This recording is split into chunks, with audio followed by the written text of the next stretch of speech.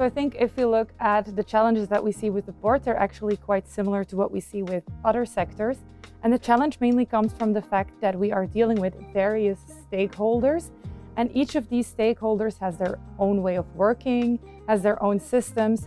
So they typically work in a quite siloed approach, and bringing that together can be quite challenging.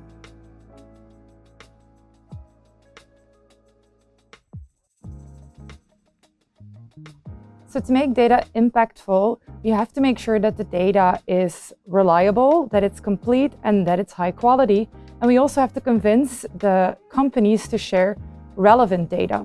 And I think we can do that by building trust and also by having some strong governance structures, such as transparency on how the data is used, how it's processed, and strong rules on who owns the data and who can access certain levels of data.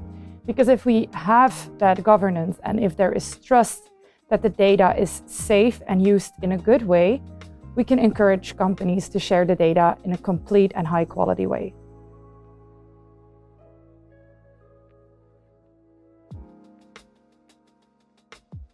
So if you look at other sectors like the healthcare sector, they are characterized by a lot of standardization. So patient records are standardized, and that makes it really easy to access and process the data. Aside from that, there's also strong governance because data can be sensitive. So there are clear rules on who can access which data.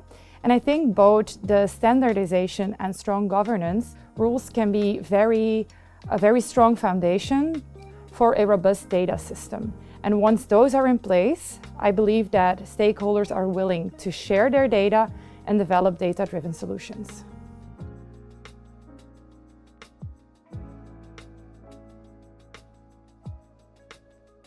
So we are currently working on the Port Call Zero project, where we aim to optimize the port call process while focusing on emission reductions, which I believe is a very impactful research area.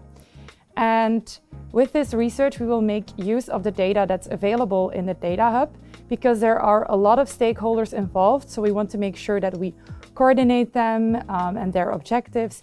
And on the other hand, there's also a lot of uncertainties. So we want to make sure that the solutions that we develop take into account these uncertainties.